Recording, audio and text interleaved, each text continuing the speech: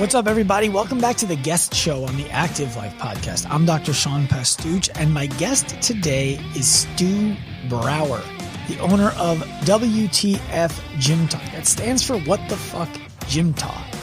You've heard him on the show before. This is a dude who, he straight up gets after it. Let's be real. Stu doesn't hold anything back. And I want you to know that today's episode is extremely different than anything you've ever heard from Stu anywhere.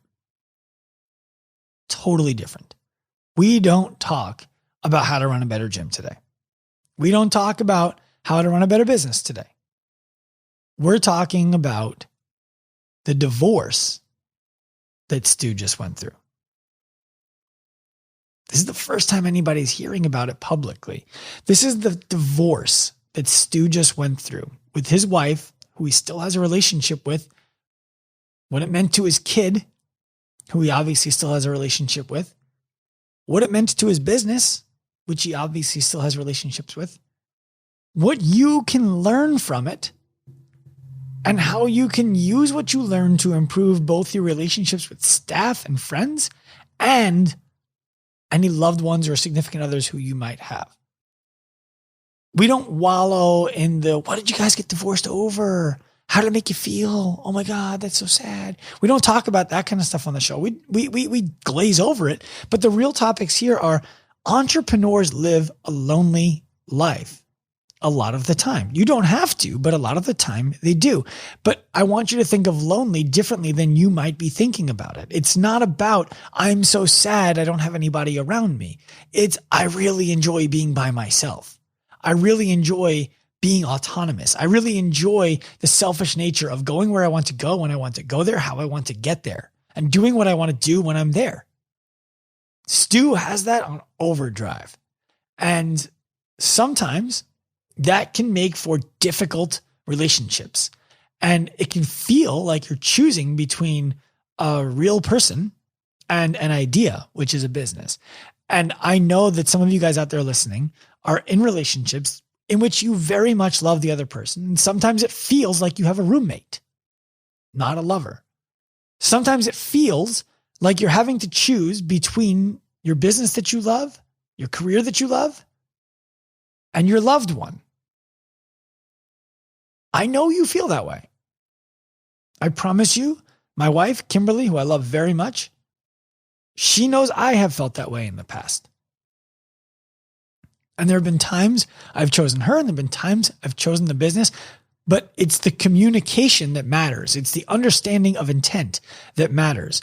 And as we discuss on the show with Stu today, you're making a decision every single day that the energy that it costs you to be with a given person is worth it, or it's not. Every day you make that decision.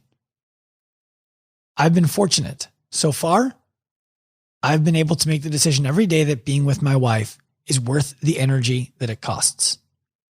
She's been able to make the decision every day that being with me is worth the energy that it costs. I imagine the energy it costs her is greater than the energy that she costs me. And I'll kick the coverage. So you're going to learn a lot about Stu on this show. You're going to learn a lot about yourself if you allow yourself to on this show. And you might learn a lot about your relationships and your business on this show.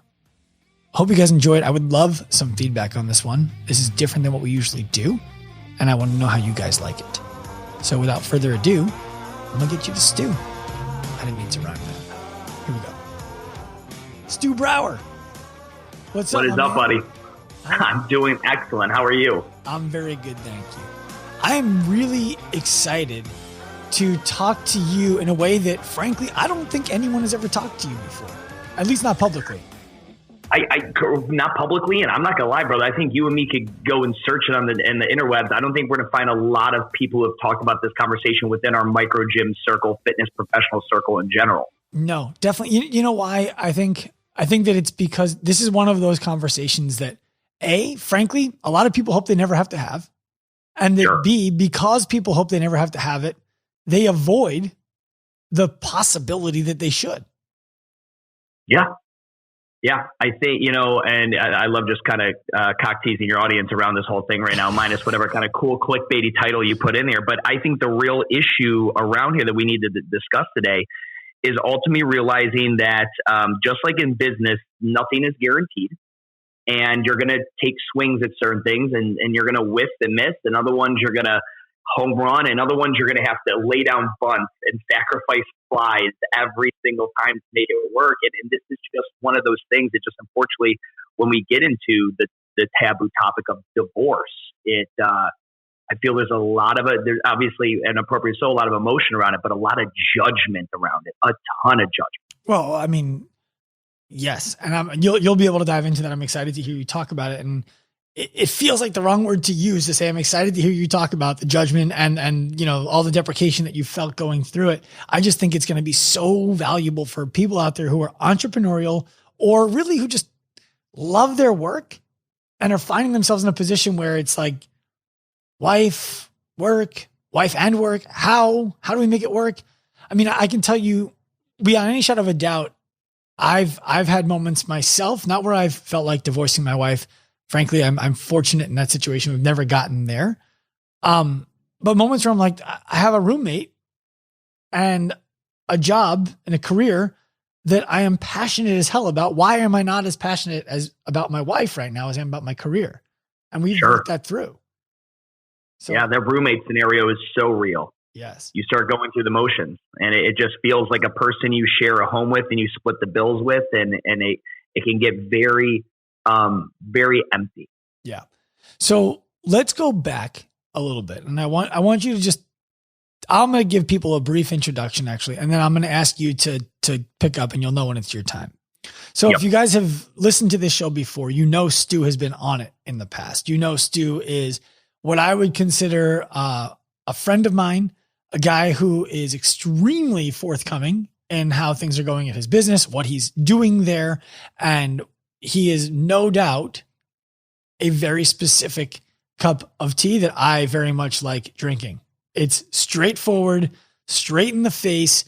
You either like it or you don't. And if you like it, you're going to get a ton of value out of it. If you don't like it, but you can stay quiet long enough to listen, you're going to get a ton of value out of it too.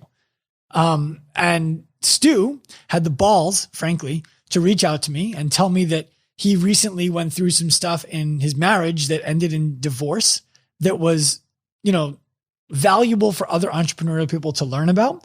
And he wanted to talk to you about it on this platform, which I'm humbled by the way. Thank you for reaching out and giving me the opportunity.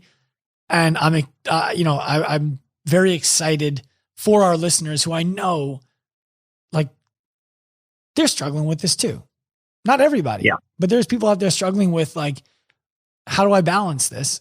And your experience could be very valuable for them. Yeah, I think I'm hoping that people who listen to this, and by the way, I just want to go ahead. I instantly, when I knew a certain time had passed, and me and Zoe, as my wife, technically we're still legally married in the state of North Carolina. It's a southern state, guys. They want you to kind of hang out for it with a year. So hopefully thinking you'll change your mind before they grant what they call an absolute divorce, which is endearing. But anyway, if it's, once I knew it was going to be, something I was going to really talk about, I did not want to create that content necessarily. And there was nobody, like, literally you were the only person that came to mind, that someone that I thought was going to interview this thing appropriately. And I'm super happy you took it on, man. Thank you. Well, thank you. It's my pleasure. Yeah. It's a topic that I've actually talked to my wife about, because whenever we do podcasts together, people respond very favorably. They're like, wow, she's way more likable than you. and then the truth is, we talk about real stuff. We talked about postpartum mood disorder. We've talked about her supporting me when I was an abject business failure, and how it made me feel like less of a man, that I couldn't provide for the family or anything like that. We had those conversations on the show. And I think that the real talk is really valuable for people. So I'm excited to unpack it with you and then unpack it myself as well. Yeah, man. So take us to it. I mean, you were married for how long? You have a child who's how old? And like, what are the basics so that someone can understand what it was? Sure. Let me give everyone the quick description of this. So I am 34 years old. I got married in 2015. my wife is a native here in Charlotte. I met, she was a client of my gym, like pretty much almost the last 3 relationships, the only real couple relationships I had since opening up a business have all come from the gym. Because when you're a gym owner and you work there 70 hours a week, it's hard to take chicks out on a date at 9 p.m. after you close up shop, right? Yeah, or 4:30 in the morning before you start. Exactly. It's like, I can only go out at 9 p.m. and I got to get up really early. So, but I also want to understand my background on this. My parents had literally what you would call like the textbook worst divorce ever. And then my grandparents had the textbook best divorce ever, where my grandparents at every holiday together, when they got remarried and they were seeing other people, they were invited in. And as a kid, I never even really knew that they were divorced. Like, it was just this amazingly, slightly unnatural nuclear family experience. And it was an amazing example. And then I had my own birth parents, who literally, it was an absolute dumpster fire of a divorce. So I've seen both of this growing up. So me and Zoe, we get married in 2015, and she's an entrepreneur. She owns a salon. We're literally in the same industry, except she gives instant gratification, and I give very slow drip gratification, right? Mm-hmm. And she owns her own building. We have a lot of similarities here. And we eloped to Boston. We don't even want to fuck with a wedding. So we just go to Boston, where she went to college, Suffolk University. We elope. We hire a documentary crew to follow us around. It's great time. We do it at Prudential, and which is a huge skyrise for anyone who's been to Boston. And things are good. We have our only child. Her name is Frances. Like, everyone knows her. I dearly refer to her as Gus on my content and my podcast. And that's it. So 2015, that whole thing happened. We have a big party for everyone. We come back. It's all good. 2 entrepreneurs, a brand new family, and what I would consider I pull, a bait and switch in my life. I think a lot of people understand, who you are in 2015 as this young, engaged, eloping couple isn't who you're going to be in 2018, and it's not going to be who you're going to be in 2025 or 2028. And essentially, I always looked at this. The officiant that did our wedding said one thing: the person who you marry will not be the same person in 3 weeks or 3 months or 3 years or 13 years. And you guys are both going to grow on separate tracks. And you either grow in parallel or you grow apart, and just be able to understand when you're growing apart, if those tracks come back together. If they don't, be mature enough to figure it out and have a conversation. And I took that to heart in the business sense. I literally have written theses and articles on that same thing for HR. When you and your head coach or you and your GM are on separate parallel tracks, you want to rebrand to Urban Movement and they want to stay CrossFit South End, it's probably time to separate ways. And I always thought of this business sense. And then when it came into my own life, I was able to reflect back on those words, and me and my wife were able to have a conversation that our 2 lives are going in 2 different directions. We had our first child, and my wife would love to have other kids and a big family. And I'm a one and done. I am super content with Gus and that being like the apple of my eye and like my all in. And then I have my other babies, which are, Urban Movement and What the Fuck Gym Talk, and my selfish desire to continue to grow them. And we just sat down one day and we really kind of, had a come to Jesus moment, which these things are very sad, and there's a lot of tears. And we did couples therapy to talk about this stuff, which I could not recommend enough for people, whether you're doing it business wise. So like my executive coach, he's a therapist and a business coach, and who I work with from a therapy standpoint. But I cannot recommend enough for couples to sit down and talk with people and things like that, because it just allows so much of the good shit to come out and so much of the bad shit to kind of get suffocated and fire extinguished. Well, I love we have that go ahead on that for a second. Kim and I got on couples therapy because things were good. Yeah, and we don't wait for them to get bad. Yes, and that's from a lesson I learned from Michael and Adi Cashew is work. It's much easier to work through disagreement when you're on good terms than it is to try to find common ground when you're at each other. So 100%. That was a really cool thing that we were able to do. And I just wanted to point out to people, I heard you say it, and I wanted to make sure that they understood it. You don't have to be on bad terms to. No, you don't. And like you said, because the communication when it's good is so much more clear, and you think more clearly versus when you're angry at your spouse, you're pissed off, when your wife's upset with you because you're getting up at 3 a.m. to go to the gym at 3:30 to edit a vlog for 3 hours, and then you're still going to work until 7 p.m. When there's that conflict, it makes it much harder to communicate effectively. Sure. Yeah. So, and so where this all goes, so this happens, we have this discussion and we decide that divorce is the best route. Again, I mentioned the state of North Carolina, we do the separation thing. I've got my place. She's still in our home where, we have a 50-50 split, whatever. We never hired a lawyer, never spent money on a lawyer. Nobody's going after each other's shit. It is what my grandparents had in a divorce. It was exactly what we wanted. We did not want my daughter going through that. We just have an unconventional family unit. My family and her are great. Her family and me are great. It is just this unconventional unit. And, everything we did, we thought about our kid. We thought about Gus first. But it was really important. I think, it was hard because you don't want it. You really love somebody and you want it to work. Kind of like, again, I think some of us do this with our employees. We have that employer, that coach that has been with us forever and we love them and we keep them on a little too long. Mm-hmm. And eventually look back like, fuck, I should have probably fired them whatever ago. I'm glad we cut it early. I think me and her could have fucking duked it out and stuck it out longer. So, we both have said that, but it wouldn't have been great for my daughter. And ultimately, I think we would not have been able to end in such a harmonious fashion. Well, so my first question for you, Stu, is more on the personal side. And that is, you mentioned that both your grandparents and your parents went through divorces, very different types of divorces. I'm curious, was it in the back of your mind when you got married in the first place? I'm probably going to end this thing up in divorce, just like my parents and grandparents.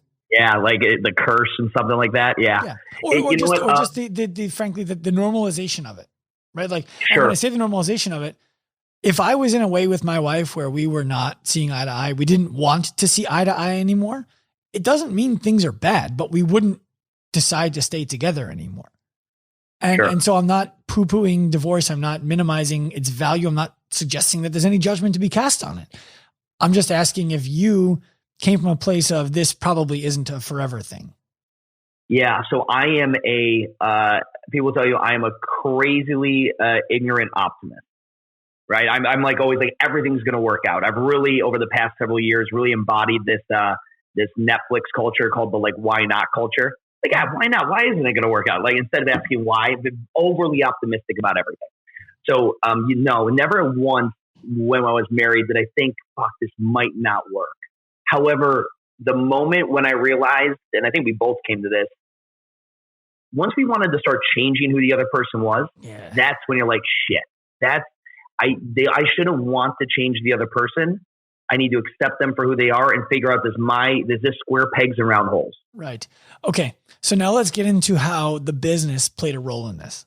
Because, I can tell you personally, I spoke to my mentor yesterday and I posted about this on my Instagram yesterday. So for those of you guys watching, we're recording this on what is it, February 28th or something. So we have a lot to do at Active Life right now. There are 2 companies that are separate and distinct. There are 2 staffs that are separate and distinct. There's a lot, and we're looking to radically expand this year. So I told my mentor, I wish I could check into a hotel and stay there for 48 hours and not see my family, not see my wife, just get everything that needs to get done in the next 48 hours. That's how I felt. And his response to me was, yeah, that would be completely irresponsible. It would be detrimental to your company. It'd be detrimental to your relationship. And you would be not only ostracizing your wife and your kids, but your staff, who you're demonstrating that you don't believe is competent or proficient enough to do the job that they're supposed to do because you're just going to do it for 48 hours straight. And he's like, and by the way, they're going to execute better than you are. And you know it. I was like, oh man, that's true. So I just had to kind of boil it down to what's the one thing I need to do today? And I got that done. And then I went home early.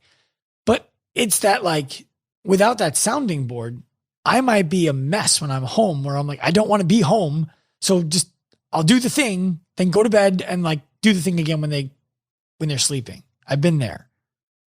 So I imagine that you had a lot of that kind of feeling about your work. Waking up at 3:30 in the morning to go edit a vlog is not commonplace. No. Go ahead.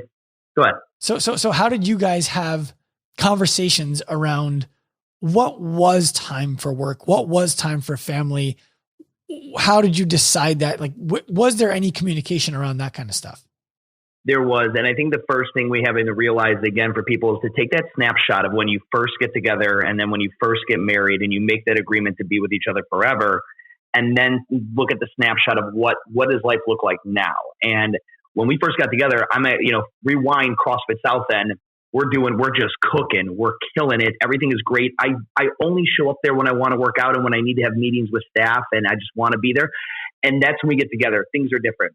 And then comes, the end of 2015 and I am now this what the fuck Gym Talk guy trying to start this thing. Oh, by the way, I also bought a building. Oh, by the way, I'm going to rebrand this cash cow. And we need to accept the financial issues that are going to come with that and responsibilities. And things change. So the biggest thing business-wise was when we got into this position where things were less than harmonious, was realizing, shit. And in my heart, I felt like it was a bait and switch. I showed you this version of me with the business, when it was all, whatever. And now I've got two of them. I got this what the fuck thing and this other thing. And things are very chaotic in the rebrand. And now I need to explain to you, this is what the new work-life balance looks like currently. And it wasn't fair. We had to sit down and have conversations. Like that was a negotiation going to that 3 a.m. thing. That was my negotiation with my wife. Typically I'd come home and I'd go right to work. I would edit until about 1 a.m.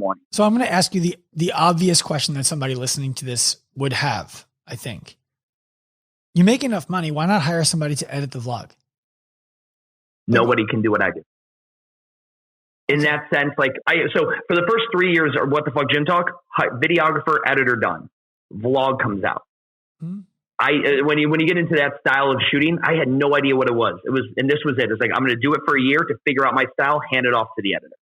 Mm-hmm. And it was also when you shoot first person, this sounds so chachi, but anyone listening to this, shooting first person and like traveling and taking all my gear and doing all the things and like vlogging became an art to me where I need to figure out what kind of finger paints I like. I need to know how this looks for me. And it was because we talked about that, outsource the editing of the vlog. Well, okay, the editing is only 2 hours. I shot for 6. No, I follow that. But what I'm trying to press you on, right? Because I didn't want to. Right. So, correct. So did it ever come up in conversation that like, look, you're literally choosing a YouTube video that gets 1,000 to 2,000 watches over your wife? Because you could hire somebody else to video it, edit it. It wouldn't be exactly what it is right now, but you would still have it. 1,000%. And it comes back to this mantra I've always had and I still stand by. I want to live a life where I can do what I want to do when I want to do it. Some days that was going to the park and walking with my daughter, my wife. Some days that was coming home early for dinner. Other days that was flying for 48 hours to Minneapolis to go see Alchemy 365 and shoot video there, right? And just to meet with Mike Jones and talk to those guys, right? Other days it was, hey, it's an entire weekend. Sean's coming down and I'm shooting this fucking seminar that we just came up with to fly. Honey, you know what those tickets we had to go see fucking, Cirque du Soleil? Like, oh, nope, I'm doing this thing. Why? Because that's what I want. I cost you Cirque du Soleil? No, that's just that's a completely hypothetical scenario. But I am also especially with the WTF thing. It's just an absolute fascination. Just as you get an audience and a following. And you ever do the love language test? Oh yeah. You ever done that? Yeah. Okay. My love language is quality time. I am physical touch. Okay. I am like adoration and tell me you're proud and all that stuff. And so like in this line of work that you and me have where we have audiences and every day our inbox and our DMs and whatever, I'm talking to clients, gym owners every single day. Stu, thank you so much. Oh my God, I love working with you. Blah, blah, blah, blah. You changed this. When I get home, I'm good. Like I don't need another ounce of love, period. I see. Okay. And so then, what was Zoe's love language? Love language. She was quality time, 100%. That's quality time. It's tough. It is. It's tough, especially when there's only 24 of those in a day. Well, so let me dive into that with you because I think my wife's is the same. She's quality time. I am physical touch as a 1. Now, the issue I used to run into when we were feeling like roommates is I was like, okay, quality time. Like, did we not just spend quality time? We just did all these things together. That wasn't quality time. And she said, no, it wasn't. I'm like, okay, well then we don't need to do those things together. What does quality time look like for you? Let's schedule that so that we're not doing a million different things that I'm like, the biggest thing in my life that causes me stress is wasting time. So your quality time, please don't waste my time. If what we just did together was not quality time for you, then it was wasted. I would be thrilled to see my wife for 45 minutes a day, 5 minutes for sex, 40 minutes for meaningful conversation. I'm just kidding. It would be shorter than that. No, whatever you can say. But so, I don't need a lot of time to feel deeply loved. She needs more and it needs to be of high quality. Did you guys ever discuss what quality time looked like for her? Yeah. A very similar quantity versus quality, right? Yes. And for a lot of people listening to this, you might come home and watch that movie with your wife and she's like, we don't spend any time together. You're like, we just watched a 2-hour movie together. Right. But that's not defined as quality. So you have to come up with that definition. My wife, Zoe, she's very, again, salon business, right? So she's there all day and clients, instead of, they're doing very similar. They are telling her story. If any of you guys have ever been to your wife's salon and you just sat there and read a magazine, but just listened to the shit that goes on in the salon, it is very emotionally draining. So, Zoe has a great job. She loves her clients, but she'd come back and she needed that quality time. And I just was not emotionally available to deliver on it. Well, you're both, I felt, what was that? You're both absorbing all day. You don't need more. She needs an outlet. And it's like, I don't need the drain. Yeah. And you just start realizing this. And so one thing I do very well, and I think honestly that my marriage really helped me do it at the end of it, zooming out.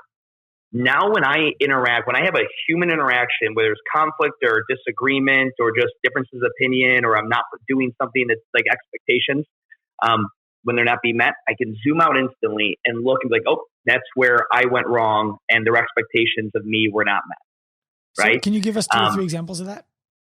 Yeah, sure. So let's go business first. So business first, Isaac is my general manager. You got a chance to meet her, I think, and she's on maternity leave, right? And so while she's on full maternity leave, I'm in now and I'm working with our other manager, Deuce. And, Isaac has a certain amount of expectations I have expectations of things I would need from Isaac, right? And if she doesn't meet those while she's on maternity leave, maybe I have an issue. We have a communications problem, right? So when you think of when I think of real arguments, all arguments are, I had expectations of you that either I did or did not communicate, and you did not meet them. That's essentially every argument or disappointment in a human being. I thought you were going to do a thing, or I thought you should have done a thing, or you told me you were going to do a thing. I established an expectation, and for whatever reason, you didn't meet my established expectation. Right. So that's even like when I do job. I want people to I want to go deeper on that for a little bit. So people, I think I'm with you on this, and I want to make sure.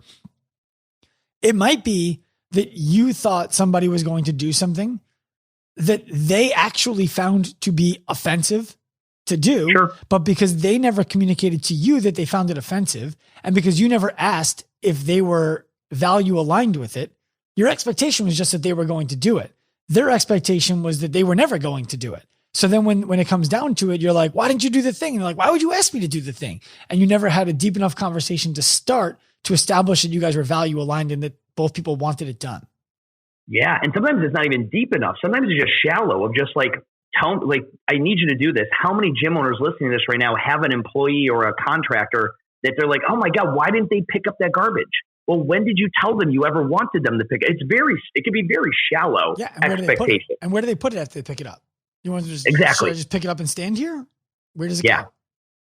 So becoming an over communicator was something like, looking back on it, is something I'll take into into my current relationship or in business and personal and all that other stuff. But you go back to your examples on things like that it's to manifest it in one way. The way I would really come to terms with the entire thing is that at one point you get to a level where, and we've mentioned this earlier, you start looking and your expectations of that individual reside and they actually depend on that person actually changing. Your expectations become something that person is not.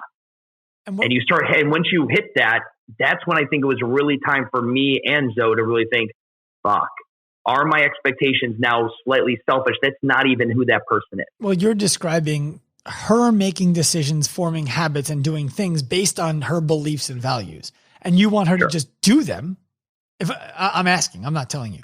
And you want her to just do them because they're what she believes, as opposed to you needing to convince her to do certain things. Is that what you're getting at? Yeah, it's essentially what it was is, yes, she has values and beliefs. So maybe is family time is this, or my level, I need the quality time, and quality time to me is this.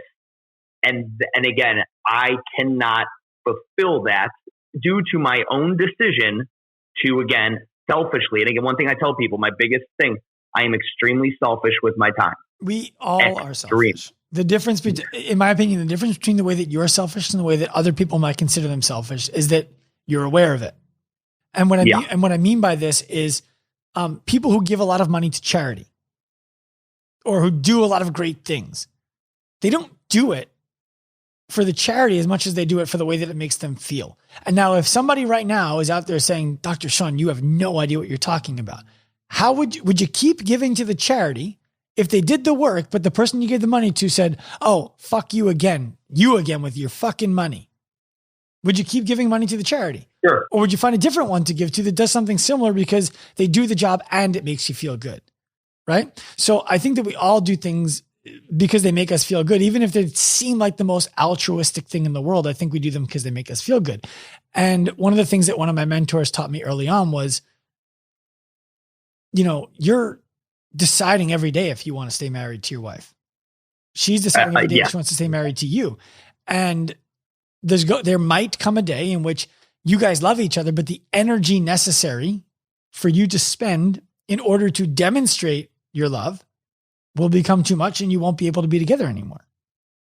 Yeah. Now, I've been fortunate thus far that we haven't gotten close to that. You've been on the other side of it. How did you decide that, look, obviously you still like Zoe.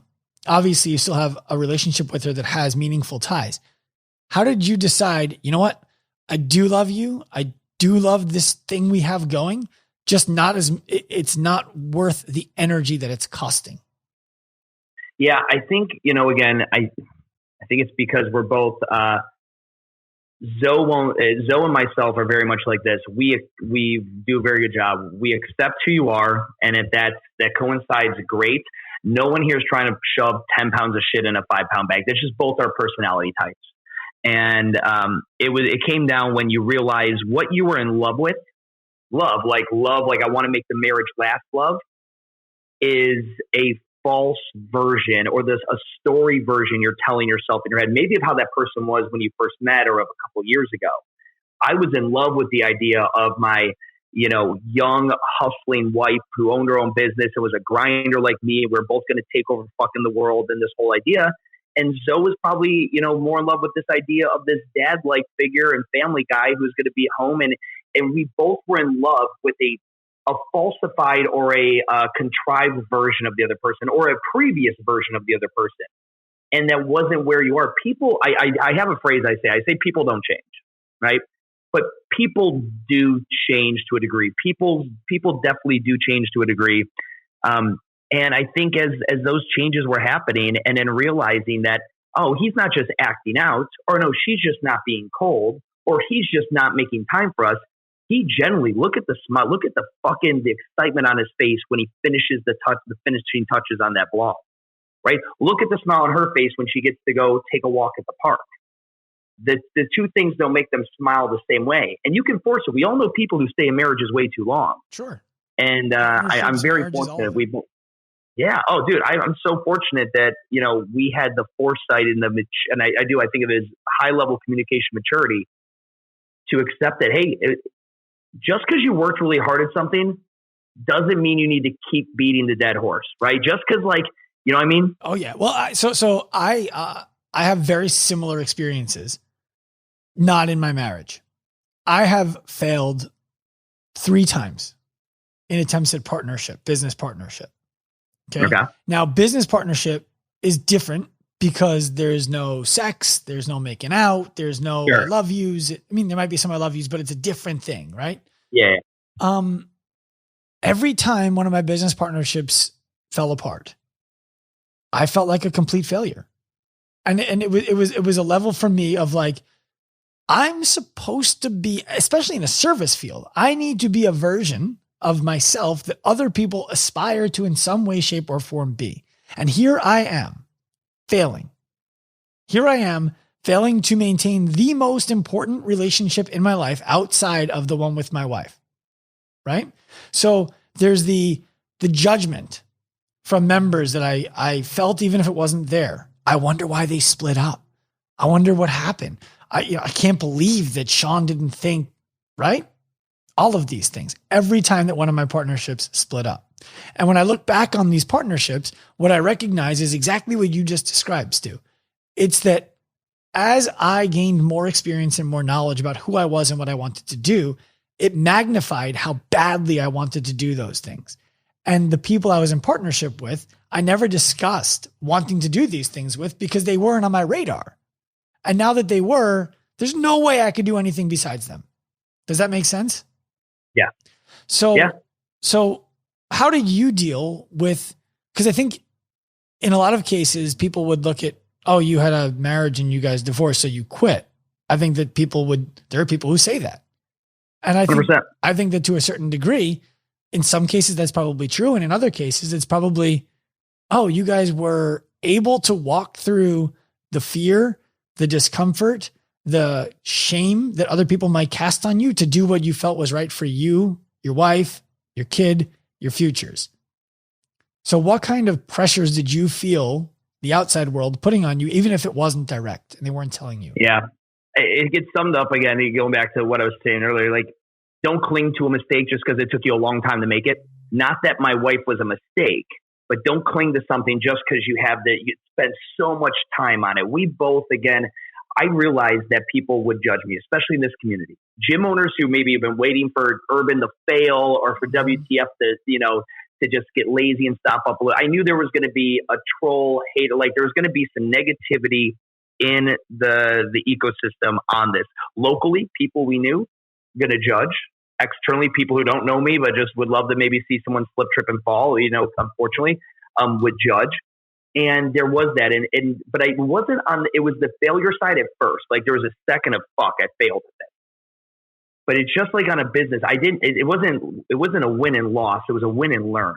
And when you look at the typical failures and the aftermath of divorce, and let's go back to my parents versus what me and Zoe had or what me and my grandparents had, I look at it as a crazy win. If you could go from being friends with somebody to date somebody, to marry them, to then divorce them, let's say have a kid with them, divorce them, and still maintain an amazing relationship and co-parenting relationship. Fuck, I think I've covered every gamut of the relationship with this woman, and she will always be an amazing figure, and we will be the best of friends forever, especially being bonded by our daughter. So I looked at that as it's actually a win. It was like having it was like starting a business and then not working out and walking away from that thing and being like, well, fuck, that idea didn't work. But the guy I hired to run that thing, fuck, I'm going to bring him to my next idea. Like, I'm going to keep him in my ecosystem. I lost the business. The business died, but the relationships I created in there stayed, and they're actually going to sustain another idea. Like me and my wife in our relationship will sustain this badass kid, right? Mm-hmm. We will sustain, we will sustain a family ecosystem that's going to extend beyond us. My daughter's going to have kids one day, and she's going to have two grandparents. She's going to have, we're going to have grandkids one day, and grandma and grandpa are not together, but they're still there and show up at all. Like, it's going to go beyond that. It's going to create other little opportunities, businesses, however you want to view that. I love that. And have you had to have any difficult conversations, either as a human being or as a human being who's a business owner, with people who frankly are overstepping their boundaries? And I'm not talking about your wife. I'm talking about the person who's like, Stu, how, like, I'm supposed to hire you. You can't even keep a marriage going. Yeah, no, it's been, people who know me personally know that, that this thing is, they know that I'm good, all that kind of thing. They don't understand that, hey, Stu, this is not a guy like crying himself to sleep at night. He's also got a guy hating anybody. This is a guy who's content with his decision, happy, and the other individual decision that they're on the same plane as far as that goes. The only personal conversations I had to have with people that were rough were just people who, they're like your close friends and family who love the idea of you. Your family loves like Susan, my mom, loved the fucking idea that somebody married me. Oh my God. The woman was like, fuck an A. Anyone can put up with him. So explaining that, and it's like, it hasn't changed. We are still dad and mom, right? We are still very, very good. We're best friends still. But we just also, we're going to find love in other people who fulfill what we need differently. And me and Zoe have both gone on to do that. And we both that's an open in the air thing. Like that's not something we're hiding and all that other stuff. People know that Zoe has, seen somebody. People know that I'm seeing somebody. And, you joke around. It's like, the second marriage, like your first marriage kind of prepped you for your second one. Do you hear people joke around about that? Yeah, I've heard the first time you marry for looks, the second time you marry for love. I've heard that before. Okay, cool. So like that, yeah, very good. That's very, very funny, or very similar, I think, to where I was going with that. But I haven't had to have any. In my gym too, I think a lot of gym owners listening to this are probably like, fuck, my members would cry and lose their shit. Some of them came to my wedding. It would be really hard for them. And a lot of our members came to our reception, right? Our party, because we did elope. And there was not one ripple. There wasn't like anybody seeing me out with my new girlfriend on the weekend and being like, where's his ring? What is he doing? And the text message, fucking frenzy starts that Stu is like people. I think, God bless, the fact that my character and Zoe's character is very very high. Nobody ever once that did not know, who saw me out with somebody else, thought, oh, he's probably cheated on his wife.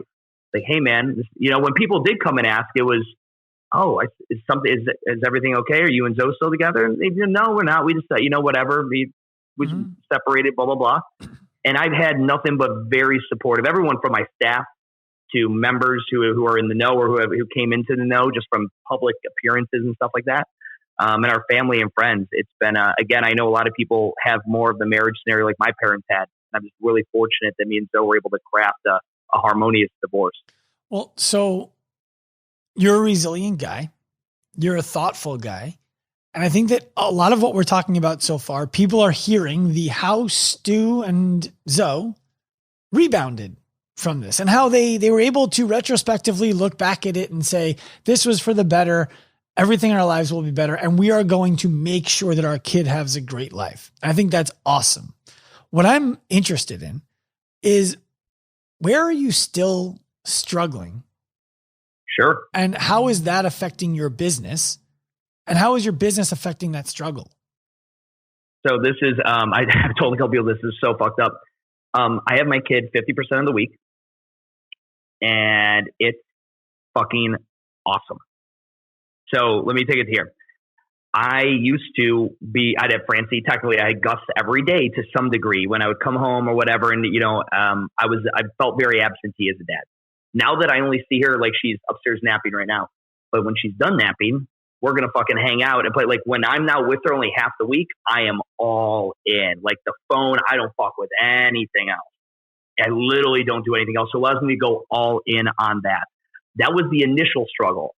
I didn't want to miss out on anything on this shared parenting thing. And I didn't know how we were going to co-parent. I didn't know how my daughter was going to react. And should be 3, but I didn't know how she was going to react to everything. I felt bad saying like, hey, when she figures it out that mommy and daddy don't live together, there was so much guilt on the parental side of the whole thing. That's the only part that I'm still waiting for her to understand, the social norms, and having that conversation with her one day. That's probably the main thing I'm holding on to, that I'm going to have a very hard time with, kind of scenario. But I mean, even like the day I moved out, like me and Zoe, we were laughing and joking because my fucking moving company like backed into our house and fucked up our like roof and our gutter, like, and we're laughing about it. And it's in here. I want everyone listening to this, like, I'm making it seem very, I think, like harmonious divorce, which it is. But they were just like what everybody else goes through. There were fights, and there were mean things said, and there was crying, and there was leaving, storming out of the house and all that in the beginning, because it'd be weird if you didn't. You'd be like a robot. But at the end of the day, once the emotion dies down, there was just a great understanding between two human beings that it just wasn't It was an us. It wasn't yin and yang, and that's okay. Like divorce, it's all right to get it wrong. Sure. Look, like I said, I divorced 3 different business partners. Yeah. I still talk to one of them. I had one divorce that was most similar to your parents. It wasn't quite drag them out, throw them out. I had one that was this just isn't going to work. And I had 2 that were like that. But the first one that was this just isn't going to work, we genuinely still liked each other. We were friends before the business. The second one, we were friends for the business. Sure. Now, what I want to understand is, I'm picturing myself in your shoes.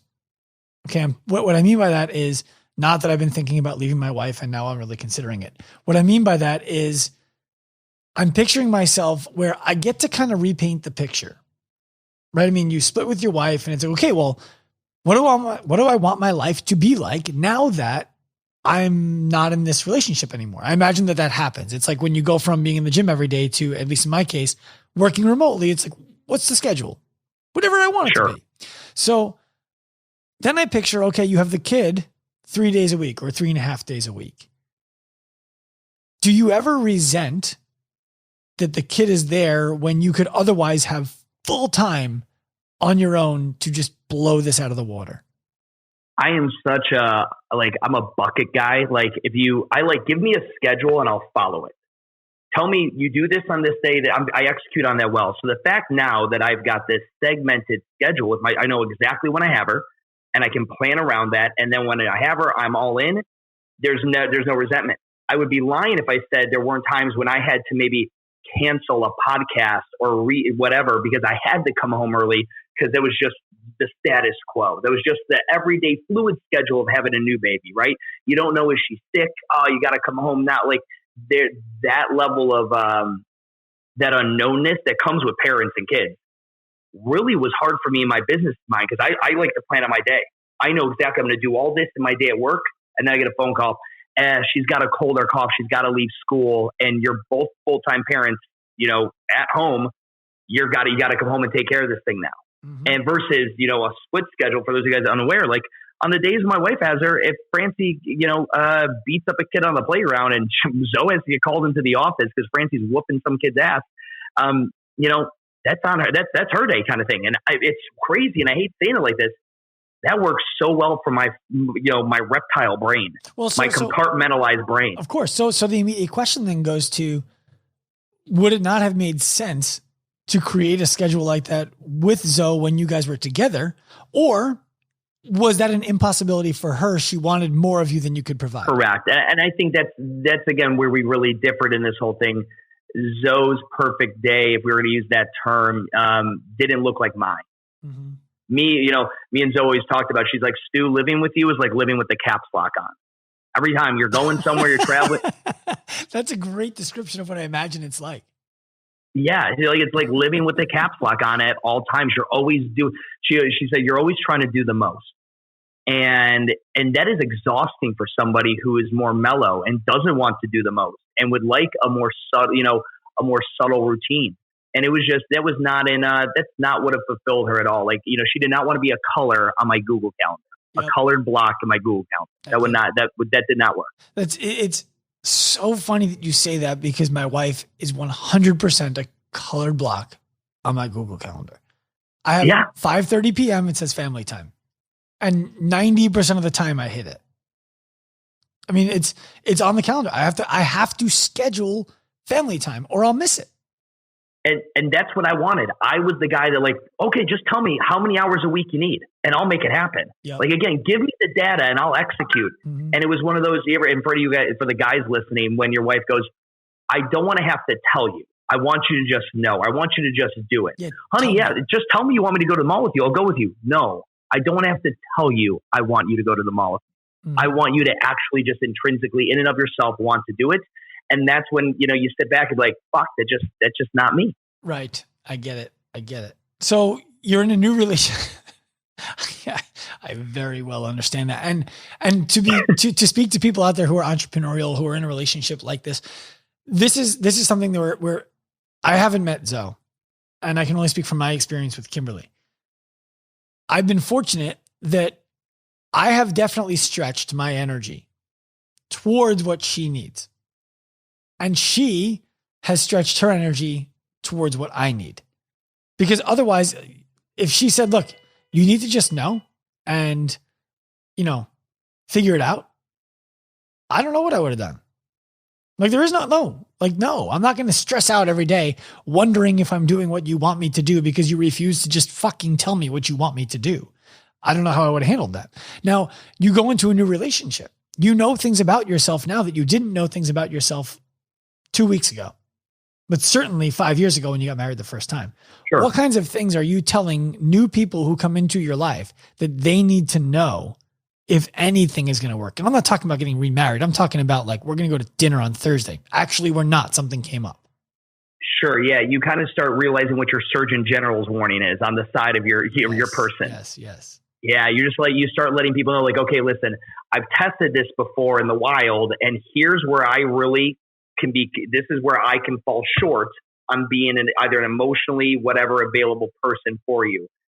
What kind of things, and I think it comes down to this, even, with the new girlfriend now, and she's awesome, but having that conversation with her in the beginning was so enlightening, and she was so open to be honest of, what do you need in a relationship? Which I never did my first time through. Like, you don't know what you don't fucking know. Yeah.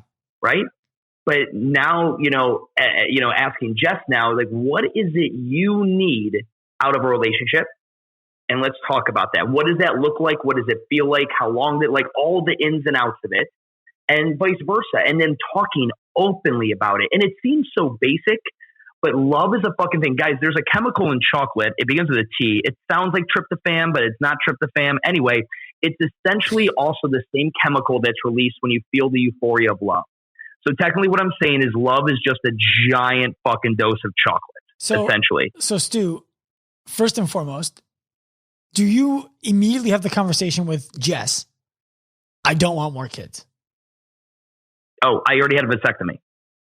So, okay. So she knows that's off. She knows I'm having it. Yes. That's from day one. Okay. Day one. But hold on. That's not the only way to have kids. You could certainly adopt. Correct. Like, Yeah. Is she in the mind that I am not going to, birth a child? And is she good with 100%. 100%. But then you also realize people change their mind. Just like me and Zoe had certain ideas. Yeah. We had the same thing. One thing that was really important that I did, and when I was going through this, I reached out to the 5 local entrepreneurs that I knew that had been divorced. One of them being Brandon Cullen, who owns Metabolic. And I went out and we got coffees, and I asked everything. And I asked every guy that I knew that was a high-level entrepreneur what they went through, what advice they had. I went through the ins and outs of that. I was going out to dinners and coffees for 3 weeks. I felt like I was just dating all these random. I was on guy dates just constantly. And the thing, a lot of the advice guys gave, and I got a lot of good advice. And the biggest thing that I got out of this is that realize it wasn't a fluke. You are who you are. And the reason this happened like it is because you are a certain way. Don't think, again, if you're going to go and get another serious relationship again, make sure that person realizes what the authentic and consistent version of you is. Because I think a lot of times, going back to my chocolate line, where I was going with that is the chemicals of love make us act different. We do shit that is out of character of who we are because we want to please somebody, because that chemical drip is so addicting to be in love. And because we like the idea of it. We love the idea of it. We love the idea of someone else telling us, you are literally my entire world. And we love the idea of someone wanting and itching to see us when they haven't seen us in 24 hours.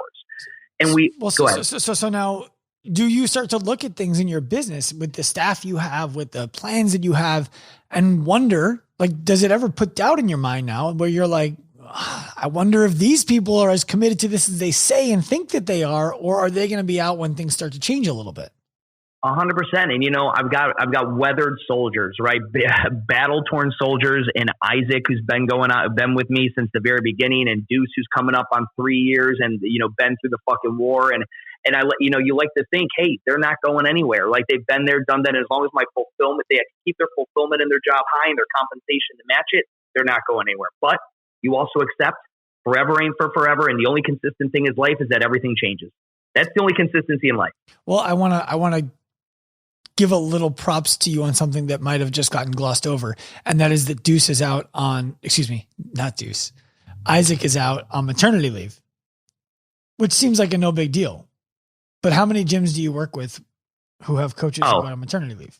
Have a full maternity leave plan where they get paid and this and childcare and all that stuff. Yeah, no. I mean, I just wanted to take care of your people. I wanted to make sure that I shined a little bit of a light on that, and it wasn't. Oh yeah, I'll go hungry before I ever let either of them not get what they deserve. Of course, and that's why they work for you. That's why they love you. So and go ahead. No, I wanted to ask you. I was gonna ask you a wrap up question. So you go first.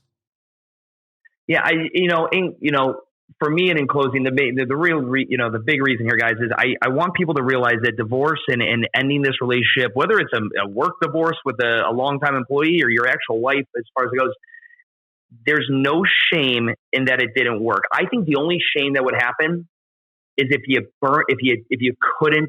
something so volatile happened, you couldn't retain the relationship. Like, it's funny, I say this, I don't have a bad ex. I've been to every wedding of every ex I've ever had. I have a resume on that if I'm on the, when I was, single, and I could give it to whoever and say, call all these women. I've dated these many. I married this one. They wouldn't have a bad fucking thing to say about me. They might warn you, hey, but nobody would shit talk me. I'm not ending up on the dirty kind of scenario. And it's one of those things where I've always prided myself on having a great resume with previous relationships. And having that maturity when it ended, guys. So when these relationships maybe come to an end or you're considering them, to zoom out and make sure you fully understand where, because it's always just lack of communication and heightened or lowered expectations that weren't met. That's ultimately where it all comes down to. So to wrap up, you're an entrepreneur. You will always be an entrepreneur. I don't see you being the guy who has a big exit and retires on some island somewhere.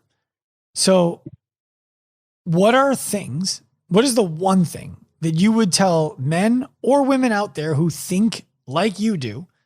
And when I say that, if you think like Stu, what I mean is you're go, go, go, go, go, go, go. That was a bad thing. Cool. Let's move on. Let's go past it. Next thing. Go, go, go, go, go. Tough. We had an issue there. Okay. Did we solve it? Not yet. Solve it. Okay, great. Let's go, go, go. That's you, right? We're not going to get caught in anything. A bad moment does not make for a bad day, does not make for a bad week, does not make for a bad life. It was a bad moment. Let's leave it at that. Don't let perfection get in the way of good enough. Good enough. Let's keep going. So what advice do you have to the entrepreneurs out there who are trying to balance, I love my business, but they feel but my family gets in the way of it? That is a real feeling that I've had, despite the fact that I would literally step in front of a bullet, a baseball bat, whatever, for any of my kids or my wife, and I'd fucking kill somebody for them if I had to. I love them to death. But that thought crosses the mind. So here's what it comes down to. The reason you go, go, go, and the reason you entrepreneur and you build and you create and you lack sleep, and is it for them or is it for you? I do it for me. Sure. I was doing it before I met Zoe. I was doing it before my kid was born. They will never be the reason I'm at work working hard. I'm doing it because that's what I generally want to do. And when I had that come to Jesus moment of, oh my God, but Stu, but that's why you work, is so your family could have, no. I'm working because I want to work. I generally want to be here. And then I have to share my time because I generally do, want to be with my family. But at the end of the day, the business was there first. It's literally just DNA wise. It is the first thing to grab my attention. And truly is. And I accept that. I accept who I am. And I'm a flawed human being like we all are. And that is 100% one of what some people look at as a flaw. Some people who never want to get married, never have kids, they just want to grow businesses, might want to be able to extract that out of my cells somehow and just ingest it every day at breakfast. Yeah. And that was my thing, is what was my motivation for working? It was that I love building and creating this. I also love my family, but I'm not working for my family. No, it can't be that the energy out is greater than the energy in. And it really does break down to be that simple. My wife might not work after next year. It might be her last year ever working. And one of the conversations that we had was, we're not getting rid of the nanny. She stays, because I don't want to come home from work and have you just be holding kids out for me to grab after I come home from a day of go, go, go, go, go, go, go, where my world is on fire. And you're like, I'm exhausted from watching the kids all day. I can't have that. So I need you to understand that you're still going to have mom responsibilities, but we're going to have the nanny, which means there might be more work that needs to get done because our budget that we need at home is greater. And it's just the reality. And she gets that. But we have, like you described, over communication of things that you feel like should be obvious is necessary, and brutal honesty and vulnerability are necessary too, if you're going to have any chance at all. Would you agree with that? Yeah, I would. Again, over communicating, like I am now like at the point where it is just an actual, you guys know my content. I am savagely truthful. I am brutally honest. And I don't care if you don't like what comes out of my mouth, because it's what's true. And the one thing Zoe would always say is, you always tell the truth. And sometimes I wish you didn't. Mm-hmm. Right. And that is a characteristic of someone who's just going to be savagely fucking honest with you, regardless how it makes you feel. Because keeping that inside and lying to you just eats away at my soul and who I am. I need to fucking let you know, I think you're a fucking idiot, or you are wrong, or this isn't it. But again, I'm thinking more of the gym. Of course, we have the gym owners. But I imagine that there's a part of you that's like, how do I say this in a way that they can hear it? And then there's just a part of you that's like, fuck it, I'm not going to go that far for them. I used to, man. I don't. And so I've had some people tell me they think I'm curbing my my bravado and my content more. But other people say, dude, you've been more savage than I've ever seen you recently.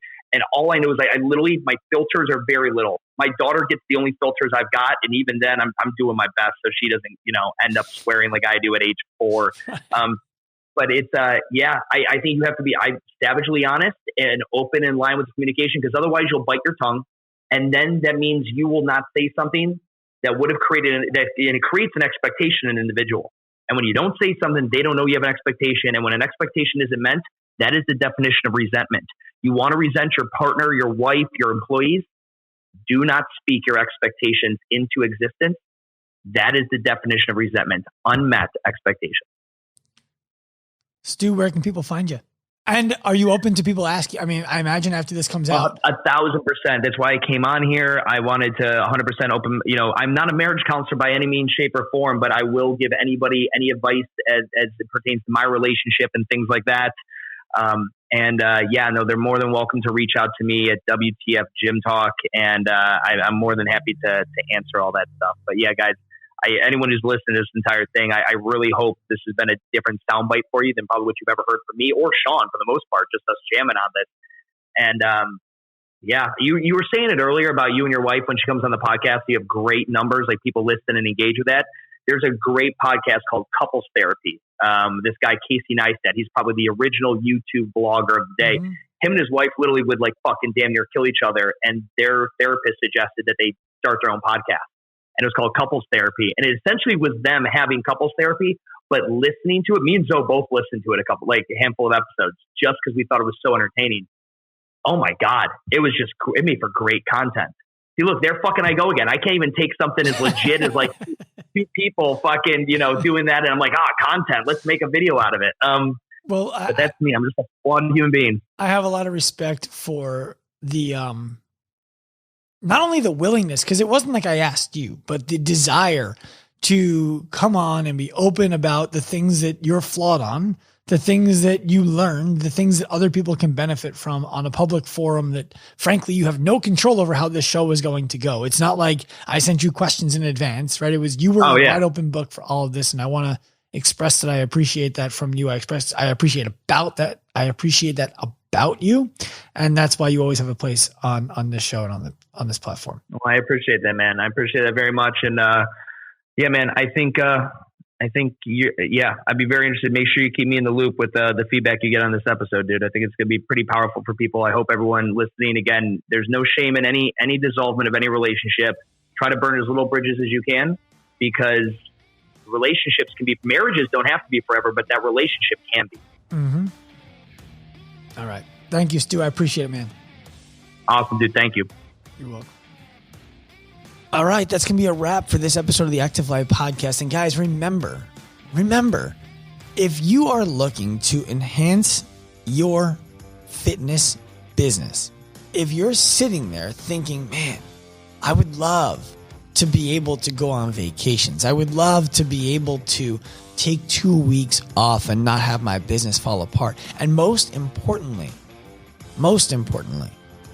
If you want to be a part of the movement that we are creating, facilitating, and seeing come to life, which is coaches and gyms becoming the healthcare clinic of the future, helping people who've gotten hurt working out, helping people who've been told they have to work out around that, having people be told they're too old to do that, find new hobbies. If hearing things like that for your clients is frustrating for you and you want to learn the skills to solve those problems and also get paid very well to do it, head to activelifeprofessional.com and let's get talking.